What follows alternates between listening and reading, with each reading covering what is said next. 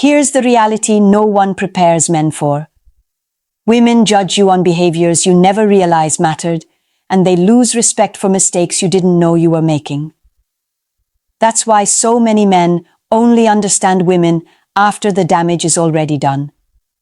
Today, I'm giving you the chance to get ahead by breaking down the 10 harshest truths about women that you were never taught.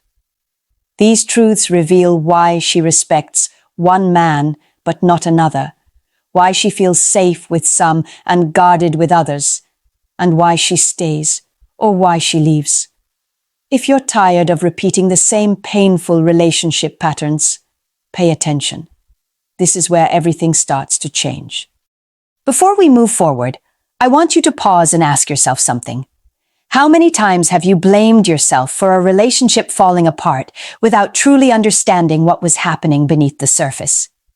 How many times did you think effort, patience, or loyalty would fix everything, only to end up feeling lost and questioning your worth? If those moments sound familiar, it's time to look at women through a different lens. Like this video and subscribe before we continue. And once these truths unfold, you'll understand why your past relationships played out the way they did. Let's begin.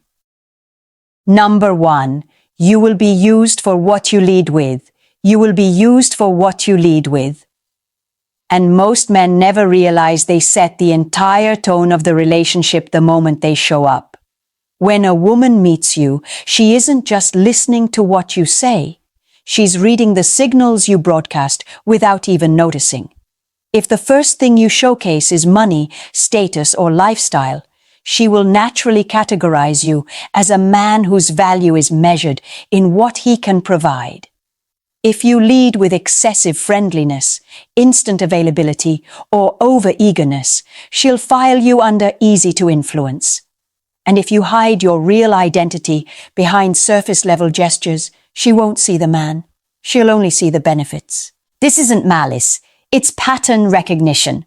Women scan for strength, confidence, emotional steadiness, and direction, the same way men instinctively read physical indicators of attraction. The problem is that men often advertise the wrong version of themselves. I've seen it countless times. A man spends the first few weeks flashing luxury dinners, spontaneous gifts, and weekend trips, and then complains that she only cared about what he gave her.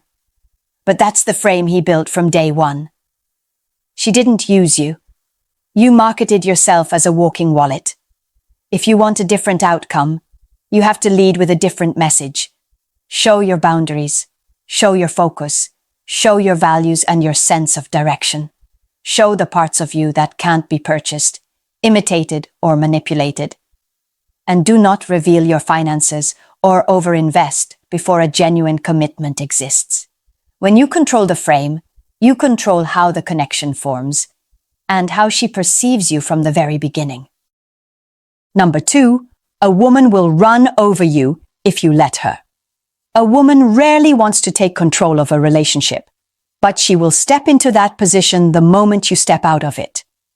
When a man is afraid of losing a woman, he starts negotiating with his own strength. He softens his voice, suppresses his opinions, avoids confrontation, and convinces himself that keeping the peace is the same as keeping the relationship. But to a woman, that behavior doesn't feel like love. It feels like instability, the kind that forces her into a role she never wanted. Women are wired to seek certainty, not domination, certainty. And when you consistently back down, she doesn't relax around you. She compensates for you. She becomes sharper, more controlling, more reactive, not because she enjoys power, but because your absence of leadership makes her feel unprotected. I've watched this dynamic play out too many times. A man who thinks being easygoing is attractive, while the woman next to him loses respect every time he refuses to stand his ground. If you don't lead, she has to, and she'll resent you for it. Respect and femininity collapse the moment she feels she must take charge to survive the emotional chaos you're too afraid to handle. And the tragedy is this: men who fear losing a woman almost always lose her because of that fear. You don't need to raise your voice, demand authority, or prove dominance. You simply need to hold your ground. Say no with a calm tone. Don't run after every disagreement, trying to patch the moment with desperate comfort. Set standards for how you expect to be spoken to and how you handle conflict. Power in a relationship doesn't disappear. It's handed over. Your job is to stop giving it away. Number 3, nice guys usually finish last. There's a difference between being a genuinely good man and being the kind of nice guy who constantly performs kindness to earn approval. One is rooted in strength, the other is rooted in fear. And women feel that difference instantly. A good man has a backbone, a direction, and a sense of self. A nice guy has none of that. He just has a collection of soft behaviors he hopes will compensate for the identity he never built. Women aren't repelled by kindness. They're repelled by the insecurity behind it. When a man is overly eager to please, overly available, or overly accommodating, a woman doesn't see him as generous. She sees him as dependent on her reaction for his sense of worth. And nothing kills feminine attraction faster than a man who needs her approval more than he needs his own integrity. There's a familiar pattern here. A man who cancels his plans for her, agrees with everything she says, hides his frustrations, and tries to keep the vibe positive. Meanwhile, she slowly withdraws, becomes colder, and starts questioning why she feels nothing. He confuses peacekeeping with connection, but she feels the truth. He's performing for her affection, not standing in his reality. Being nice doesn't make you attractive. Being a man with standards does. Women often return to a nice guy only after they're exhausted from the chase, not because they're drawn to him, but because he feels safe and predictable. That's comfort, not desire. And you never want to be the man she chooses out of fatigue. If you want respect and attraction, stop overgiving, stop over-explaining, and stop being scared to disagree. Confidence isn't loud. It's the ability to hold your position without trembling. When you respect yourself, she finally has a reason to respect you too. Number 4. Most women struggle to empathize with men. Women grow up hearing one message about men. They're strong. They don't break. They don't feel the way we do.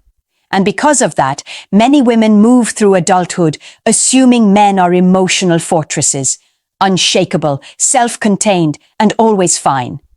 So when a man finally opens up, not with structure, but with raw overwhelm, some women don't lean in with comfort. They step back with confusion. To them, a man's emotional collapse doesn't signal vulnerability.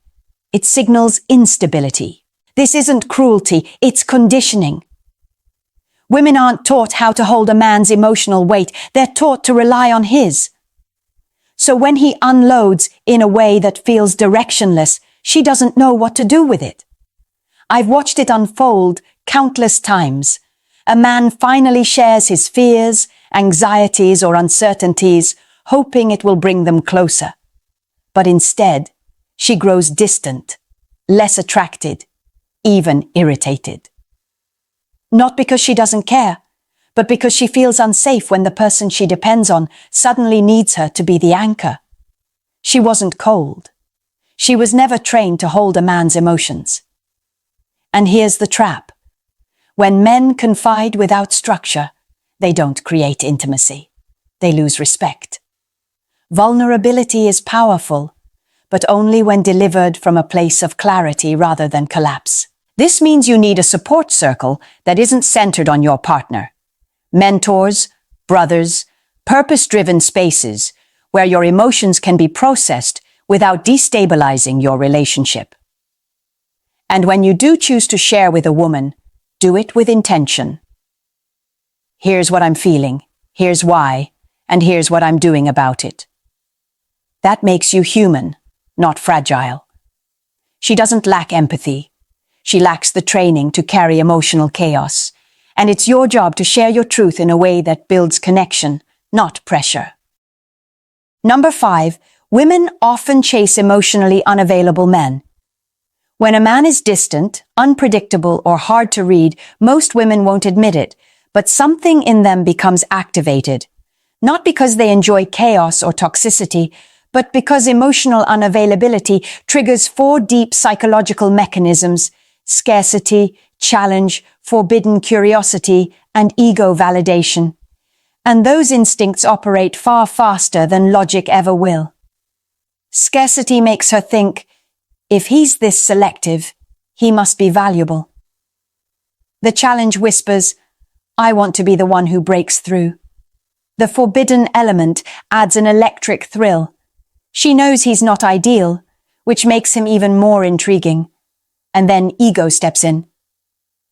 If I can make him open up, it means I matter more than the others. By the time she realizes what's happening, she's already investing in someone who gives her just enough to stay hooked, but never enough to feel secure.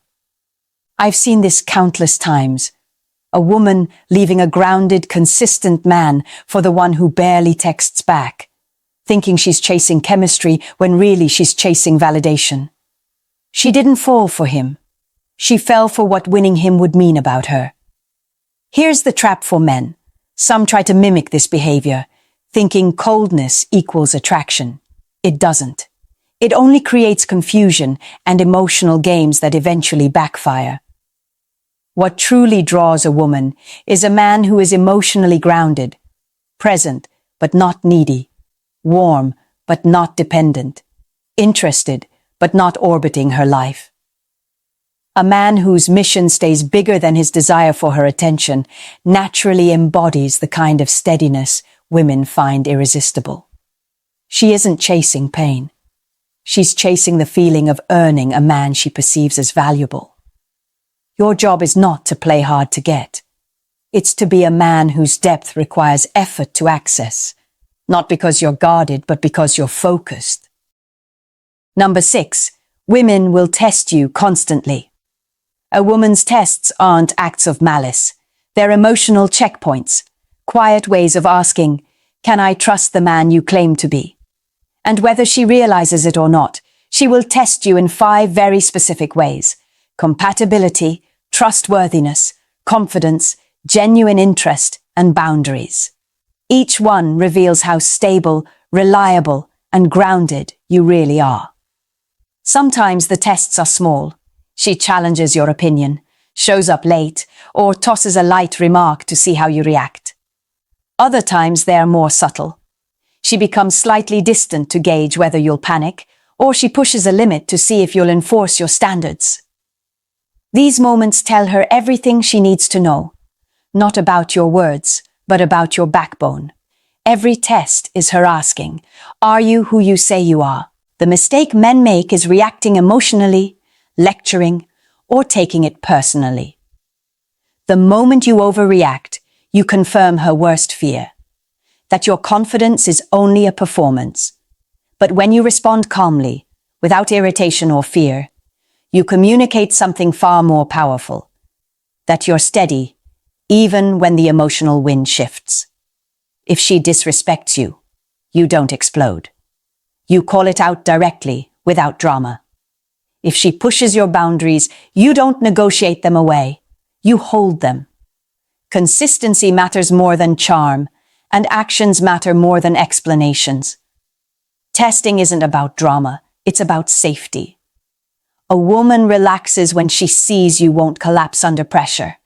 She becomes more feminine, more open, and more trusting. And when you pass her tests by staying grounded, you don't just earn her respect. You earn her trust, which is the foundation of everything she will ever give you. Number 7, the core need behind every woman is security. Every desire a woman has in a relationship, from wanting consistency to craving confidence to valuing honesty, leadership, and emotional steadiness, is really a different expression of one fundamental need: security. When a woman feels secure, she softens. When she doesn't, she hardens. And most men misunderstand this shift as moodiness, when in reality, it's her nervous system responding to instability. Security comes in four forms. Financial security asks, can I build a future with you without living in fear? Emotional security asks, do I know where I stand with you, or do I have to constantly guess?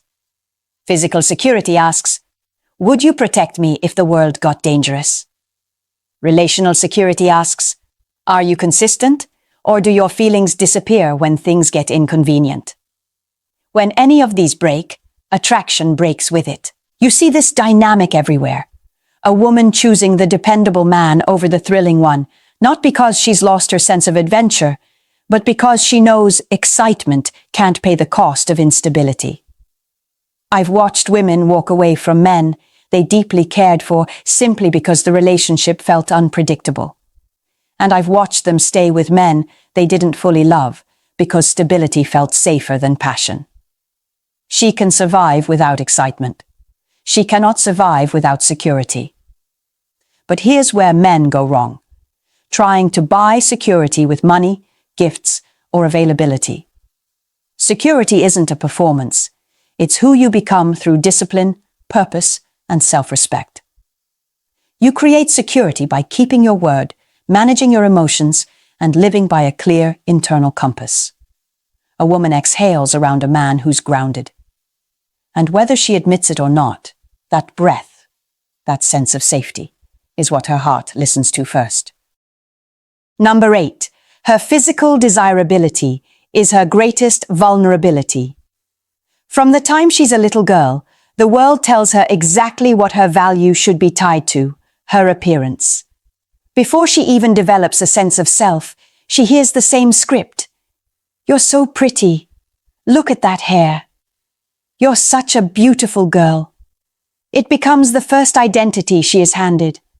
And when a woman grows up being rewarded for her looks, desired for her looks, and compared for her looks, it's no surprise that her confidence becomes anchored to how attractive she feels. That's why physical desirability isn't just a priority for women. It's one of their deepest vulnerabilities. When she feels beautiful, she feels powerful. When she doesn't, insecurity takes over. I've seen women spiral because of a single, unflattering photo or crumble under the pressure of constant online comparison. And I've seen men confused, wondering why reassurance never seems to be enough. Her confidence sits in the mirror, not in her mind. This identity wound pushes many women to use beauty as currency, posting curated pictures, relying on filters, dressing for attention, or obsessing over external validation. It's not vanity. It's survival within a system that taught her being desired is her first job. Your role is not to weaponize this vulnerability or inflate it artificially. It's to understand it, complement her femininity, her softness, her character, not just her body. And at the same time, recognize when a woman is so dependent on her sexual desirability that she uses it to manipulate attention, affection, or power. Beauty is a pressure women carry more heavily than men realize. And the more you understand the weight of that pressure, the less confused you'll be by her insecurities, her behaviors, or her need for reassurance. Number 9. Attention is a woman's emotional currency. In a world that constantly evaluates women through the lens of visibility, likes, comments, stares, messages, and digital affirmation, attention becomes more than a momentary boost. It becomes emotional currency. And for many women, how much attention they receive quietly determines how valuable, attractive, or relevant they feel that day. This is why you'll see two versions of the same behavior: the woman who subtly seeks validation and the woman who openly chases it. One posts a casual workout clip that's clearly staged to highlight her figure. Another shares selfies disguised as random snapshots. Some do it consciously, others do it without realizing why. But the pattern is the same. External affirmation fills the emotional space where internal certainty is missing. When she can't feel enough inside, she hunts attention outside. This doesn't make her shallow. It makes her human within a system that conditions women to equate visibility with value. But for men, the danger comes when you try to compete with the entire internet. You can never out-like, out-comment, or out-validate the world. And you shouldn't try. Because the moment you start chasing her attention-seeking behavior with your own over-attention, you reduce yourself to another fan swimming in the same pool as strangers. Your job is to observe the difference between a woman who enjoys attention and a woman who is owned by it. One can build a healthy relationship. The other will drain you with endless insecurity, comparison, and emotional volatility. Use your attention intentionally, not constantly. Reward what aligns with your standards, challenge what crosses your boundaries, and decide for yourself what kind of online behavior you're willing to accept. Then stand by it. Attention isn't the problem. Dependence on attention is. And learning that distinction will save you from women who can't stay grounded without a spotlight. Number 10. She usually won't match your sex drive. At the beginning of a relationship, desire feels effortless. The chemistry is new, the curiosity is high, and both of you are flooded with the thrill of discovery. But as the relationship settles, reality steps in. And for most women, desire isn't a constant flame.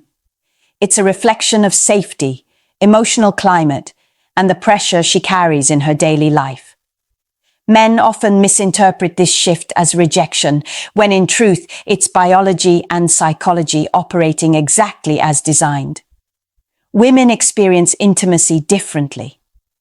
Their bodies respond to stress, emotional tension, and uncertainty far more dramatically.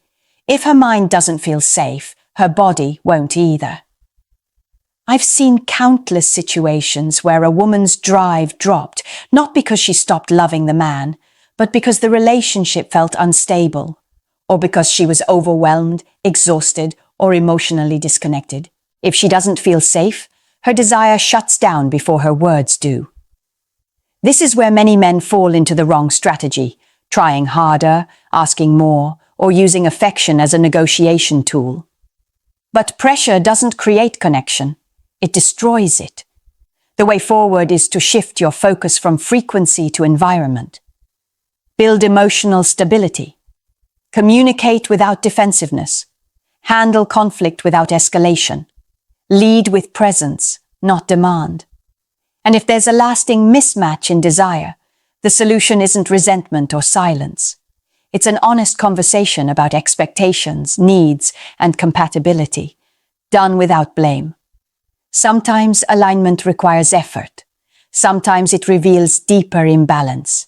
Either way, approaching it with grounded clarity creates far better outcomes than pushing, pleading, or withdrawing. Sex is not the glue of a relationship. It's the expression of a connection that already feels safe, steady, and emotionally open. Take care of the foundation, and desire has room to breathe again. When you step back and look at these 10 truths as a whole, a different picture starts to form. One that has nothing to do with women being cruel, confusing, or impossible to understand. What you're really seeing is a set of emotional patterns shaped by biology, conditioning, and survival instincts. Patterns that most men never learn to read until they've already lost years of their life, their confidence, or their sense of self, trying to navigate relationships blind. Women respond to leadership, security, and confidence because those qualities signal stability. They relax when they sense direction. They trust when your actions match your words. And they open their hearts when your presence communicates strength instead of neediness. But they collapse under uncertainty, inconsistency, emotional volatility, or a man who abandons himself for approval. Not because they want perfection, but because their nervous system simply can't rest around instability. You don't lose in love because women are complicated. You lose because no one taught you the rules. The truth is this: you cannot change how women fundamentally operate, but you can change how you show up. You can raise your standards, sharpen your emotional awareness, and stop tolerating behavior that drains you. You can choose women who choose you back. Not because they're desperate or tired, but because they see your value clearly. And most importantly, you can build the kind of inner stability that makes you unshakable, regardless of who walks into or out of your life. If this opened your eyes, subscribe. If you want men to stop repeating the same emotional mistakes, share it. And tell me in the comments, which truth finally made things make sense? Because at the end of the day, you have two choices.